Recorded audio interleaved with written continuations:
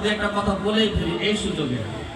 কি সুদীপ্ত দাদা ভাই, এই সুযোগে দু একটা কথা বলে ফেলি। তো আমরা যেখানে সেখানে আমরা অনেক কিছু আমাদের মতো মানুষের জীবনে ঘটে দেখে থাকি। একটু আগে যেমন বললাম 70 বছরের বুড়ি 80 বছরের বুড়া বিয়ে হচ্ছে,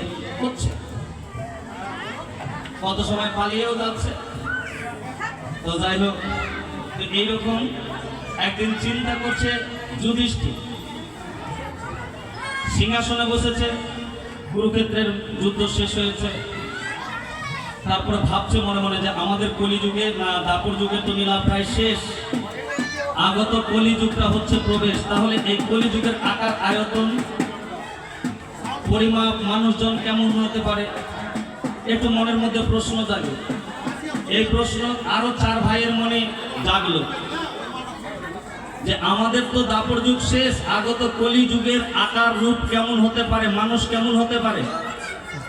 এই চিন্তা ভাবনা করে যিনি কৃষ্ণচন্দ্র ভগবান, ওনার কাছে গিয়ে শরণাপন্ন হয়ে বলছেন, প্রভু আমরা তো বুঝতে পারি নাই, আমাদের তো দাপর যুগ যেমন গেল গেলই, কিন্তু আগত যে কলিযুগ আসছে এই কলিযুগের আকার আয়তন এমনকি মানুষের রূপরেখা কেমন হতে পারে, প্রকৃতি কেমন হতে পারে।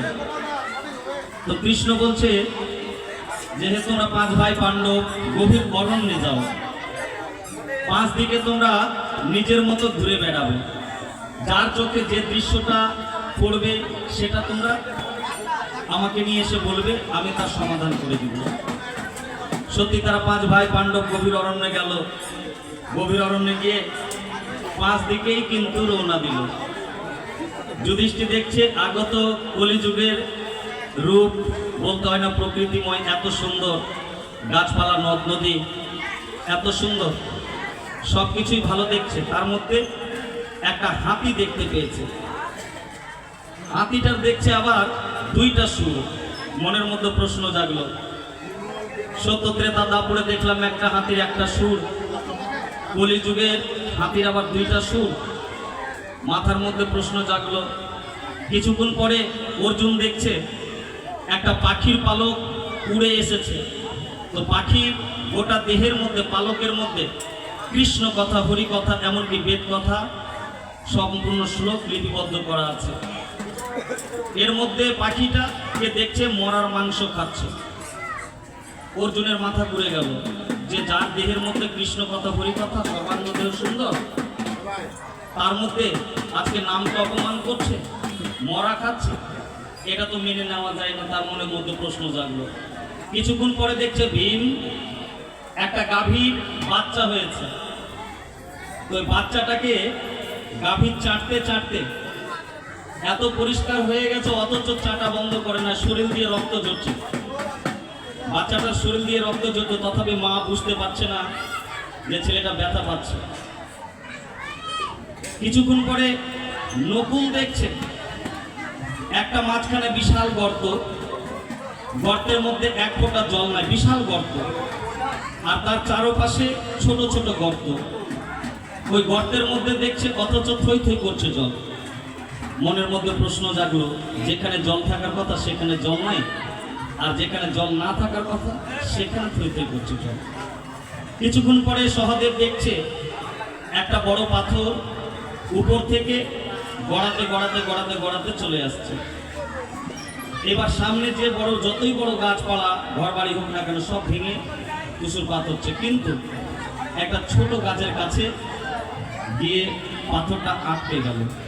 যখন আটকে গেল, ওই ছোট গাছটাকে এড়িয়ে আর বড় পাথরটা পৌঁছাতে পারলো না, বেরোতেই পারলো না, ভাঙতে পারলো না। সহদেব চিন্তা করছে যেটা ভেঙে একেবারে নিমেষে শেষ হয়ে যাওয়ার কথা সেটাই থেকে গেল, আর বড় বড় গাছপালা ভেঙে গেল, এমন কোন প্রশ্ন। সবাই গিয়ে নিজের মতো বক্তব্য কৃষ্ণের কাছে পেশ করছে। কৃষ্ণকে যুধিষ্ঠির বলছে একটা হাতি দেখলাম, তার 2টা সুর। তো কৃষ্ণ বলছে এটা বুঝতে পারলে না, আগত কলিযুগের রূপ হবে রক্ষকই ভক্ষক হবে, যে রক্ষা করবে সেই তোমাকে ভক্ষণ করবে।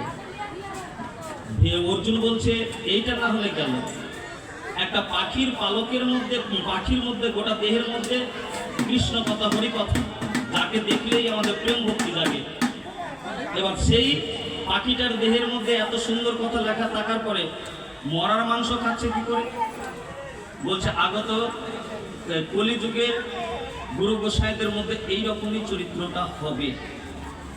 এরা দেখতে খুব অতীব সুন্দর, সাদা সদা সরবিলে কৃষ্ণ কথা, হরি কথা লিখে রাখবে, কিন্তু লোকে মদার মাংসই খাবে। অর্জুন ভীম বলছে এইটা কি করে হয়? মা বাচ্চাটাকে চাটতে চাটতে রক্ত বের করে দিল, অথচ বুঝতে পারছে না। তো মা ছেলের ভালোবাসা শুধু না, এই কলিযুগের ভালোবাসা এমন একটা জায়গায় পৌঁছাবে, শুধু রক্ত জ্বলবে, অথচ ভালোবাসার এই মর্যাদা, এটা ভালো। অনুকূল বলছে যে প্রভু সবই তো মানলাম, যেখানে জল থাকার কথা সেখানে জল নাই, যেখানে জল না থাকার কথা সেটা কি করে হয়? আবার জল তৈরি করছে।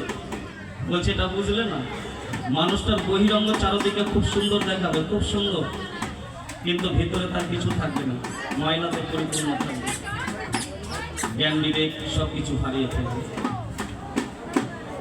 এবার সহজে বলছে একটা বড় পাথর যে উপর থেকে পড়ছে, বড় বড় গাছপালা সব ভেঙে চুরমার হয়ে যাচ্ছে, আর একটা ছোট্ট গাছের কাছে আটকে গেল, সে আর ভেঙে যেতে পারলো না। বলছে এইটা বুঝলে না, কলিযুগে একটাই বাঁচার উপায় আছে, যদি কখনো কারোর কাছ থেকে ছোট হওয়া যায়, ছোট হলে কখনো তার মরণ নাই, চির অমর। যেমন ঘাসকে আমরা সবাই পা দিয়ে চলি, ঘাসের কিন্তু মরণ নাই। তদ্রূপ আমরা এই বাস্তব জগতে যদি কারো কাছে কোনো কাজে কোনো মুহূর্তে যদি আমি ভুল করে না থাকি, অথচ ছোট হয়ে গেলাম, যাক ভাই ঠিক আছে, তাহলেই আপনার শান্তি। তুমি মারবা তো আমি তোমাকে ছেড়ে দেবো, হ্যাঁ তোমার থেকে আমি কিসে কম? তাহলে তো গেছে। তো যাই হোক, অনেক গল্প হলো, হ্যাঁ।